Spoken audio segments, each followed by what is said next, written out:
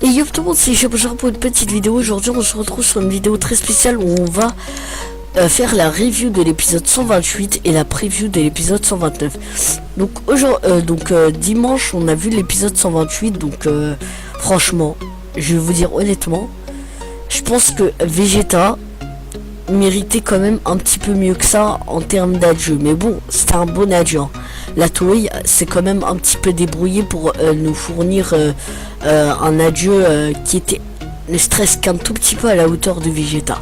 Parce que Vegeta quand même c'est quand même Vegeta quoi. C'est un personnage c'est pas n'importe quoi dans Dragon Ball. C'est limite celui qui est le déclencheur de plusieurs actions dans Dragon Ball. Enfin voilà quoi, le déclencheur de plusieurs grands événements. Et c'est celui qui a marqué Dragon Ball, Vegeta, hein. Hormis Goku, c'est celui qui a marqué Dragon Ball. Bon, allez, on va pas se plaindre sur l'adieu, mais quand même, je vais dire Vegeta. Alors l'épisode commence avec Goku Vegeta qui était très affaibli. Voyant que Goku est mis au tapis, Vegeta arrive et il va essayer de foutre une raclée à Jiren. Donc excusez-moi du terme, il va essayer de foutre une raclée à Jiren, mais il va pas réussir. Il va se faire complètement laminer. Donc Jiren limite là, il était à 10%, je veux dire, il était limite en train de mettre des petits coups de poing. Vegeta, il a eu un gros cocard. Vegeta repense à sa famille et même avec ça, il a même pas réussi à faire une égratignure à Jiren. Mais bon, je vais dire, on va pas se plaindre sur ça, mais Vegeta quand même, il se débrouillait bien. Il essayait, il avait vraiment une grosse fierté. Même Jiren l'a reconnu. Et mais à un moment, ce qui devait arriver arriva et Vegeta s'est fait éliminer. Donc voilà, il s'est fait éliminer. Ensuite, au moment de son élimination, il a dit qu'il était un imbécile, donc qu'il aurait dû venger Kabé, Bulma, Bra, etc. Et il a lâché une larme. Et à un moment, il a fait un truc intéressant. Il a donné de l'énergie à Goku. Il a dit Kakaroto, je te laisse le reste. Et là, Goku en mode vénère, il débarque Goku, il débarque. Et là, il reçoit de l'énergie. Et j'avais jamais vu Goku comme ça depuis l'arc-ciel ou l'arc-bout. Goku avec son regard là sérieux. Goku là, il s'est direct transformé en SJ Blue. Regard sérieux. Vraiment, il était prêt à en découdre. Et là, bam, le combat commence entre Jiren et Goku SJ Blue, donc rebelote. Mais Goku, il se trouve que Goku n'arrive pas trop à rivaliser. Il ne stresse qu'à tenir tête en termes de cadence, c'est-à-dire en termes de rapidité de mouvement, mais il se prend quand même des pêches et tout. Et franchement, il s'est quand même laminé. Et Goku arrive à foutre une ou deux pêches qui font mais pratiquement rien du tout à Jiren.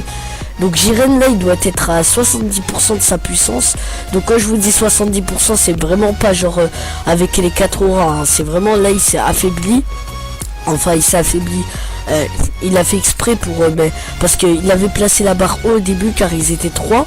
Mais là, il a un petit peu régressé sa puissance parce que il reste que Goku et Freezer quoi. Je pense qu'il a oublié un moment Freezer, mais il se met en tête qu'il n'y a que Freezer. Enfin, qu'il n'y a que Goku quoi. Donc du coup il baisse sa puissance à 65 quoi, 70%, et il arrive à faire perdre la transformation SJ Blue de Goku. Donc il arrive à l'affaiblir et à le mettre directement en transformation normale. Donc c'est là où le massacre commence. Goku se fait complètement laminer et se prendre des pêches. Et même les dieux de la destruction disent le combat, franchement, et le pronostic du combat, c'est vraiment c'est Jiren qui va gagner. Il faisait allusion à Jiren, il disait on sait qui va gagner déjà. Goku se faisait prendre 100 pêches à la seconde. Il se faisait laminer.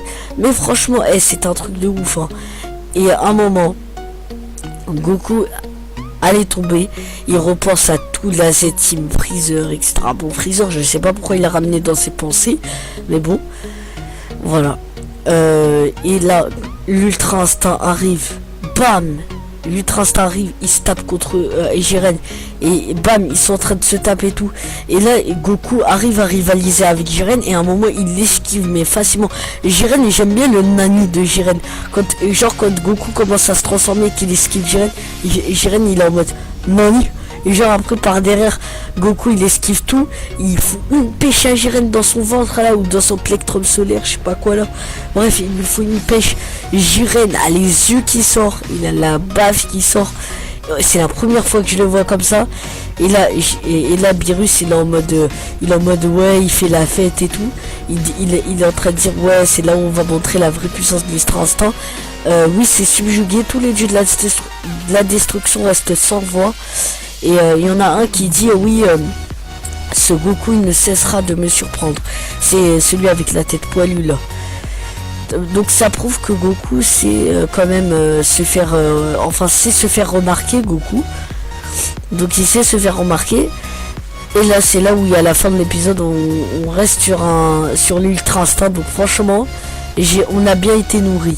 On reste franchement moi j'irais je me dis quand je regarde cet épisode, je me dis c'est bon, ils nous ont laissé avec l'Ultra Instinct, je suis rassasié. Je veux dire j'ai eu ma dose, tu vois. J'ai vu au moins l'Ultra Instinct en action. Et là ça me donne encore plus hâte pour la suite quoi. On a vu la preview et franchement la preview elle est magnifique. La preview c'est vraiment genre on voit Jiren et Goku qui se tape. Et on voit qu'ils ont mis vraiment un niveau supérieur. Je veux dire là on voit que Goku est en mode genre Luffy. Il met genre 1000 coups à la seconde. Et genre il y a les bras de 2 mètres qui apparaissent en mode Gomu Gomu Bang, tu vois. Et il y a même Jiren et tout. Ça se voit qu'ils placent la barre haut. Et qu'ils sont vraiment en train de se battre presque au maximum. Ils sont en train de se donner au maximum. Et à la fin on voit Jiren, il balance un Kikoa à Goku Ultra Instinct, donc un Kikoa qui fait très mal. Jiren devait être à 80% ou à 85%. Et là, on voit à la fin, où il y a le titre sur l'image qui apparaît, on voit une image qui apparaît. Donc, le truc qui nous a été dit là, le Mega Tenogokui, forme maîtrisée, offensive, défensive, avec les cheveux blancs. Et quand j'ai vu cette image, j'ai dit c'est tellement divin. Et franchement, franchement c'est différent de ce qu'il nous avait proposé dans les spoils du V-Jump. En fait il nous avait dit qu'il nous avait proposé un gris argenté sur la tête à la si je dis pas de bêtises, tu sais les Otsuki dans Naruto là, les cheveux à la Otsuki dans Naruto, c'est genre Kaguya Otsutsuki, genre Obito quand il a les cheveux blancs, c'est un petit peu le même temps, la même couleur de cheveux, genre les cheveux argentés bizarres, on dirait un petit peu Naruto.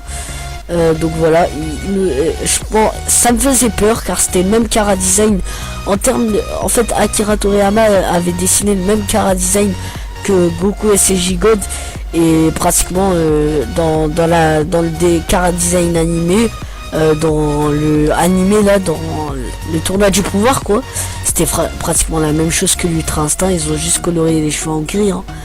Je veux dire voilà, j'avais peur mais quand j'ai vu cette image je me suis dit c'est différent de ce qu'ils nous avaient proposé et c'est même meilleur, j'ai envie de vous dire. Donc voilà, donc j'espère que cette vidéo vous aura plu les gens, n'hésitez pas à checker la description, donc voilà, et bye les gens.